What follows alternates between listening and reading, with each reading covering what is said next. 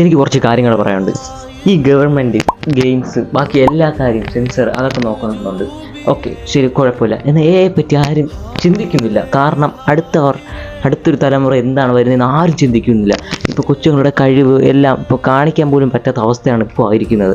ഇതൊക്കെ ഞാൻ കാണിച്ചു തരാം. ഇപ്പോൾ ഓരോ വീഡിയോസ് കണ്ട, ഇതൊക്കെ റിയൽ ആണോ ഫേക്ക് ആണോ എന്ന് അറിയില്ല. ഇപ്പോൾ ഒരു കടയുടെ പ്രൊമോഷൻ ഇപ്പോൾ ഇല്ലെങ്കിൽ ഇപ്പോൾ വേറൊരു ആൾക്കാർ വെച്ച് ചെയ്യുമായിരുന്നു. ഇപ്പോൾ അതുമില്ലാതെ വെച്ച് ചെയ്യിപ്പിച്ച് വച്ചിരിക്കുകയാണ്. ഇപ്പോൾ ആ കറൻസി തന്നെ ബാധിക്കും. ഇപ്പോൾ ഓരോ എഡിറ്റർമാരൊക്കെ ഇപ്പോൾ പണി തന്നെ നഷ്ടപ്പെടും. ഒരു 2, 3, 5 വർഷം കഴിയുമ്പോൾ പണികൾ എല്ലാം നഷ്ടപ്പെടും. അത് ആർക്കും അറിഞ്ഞുകൂടാ.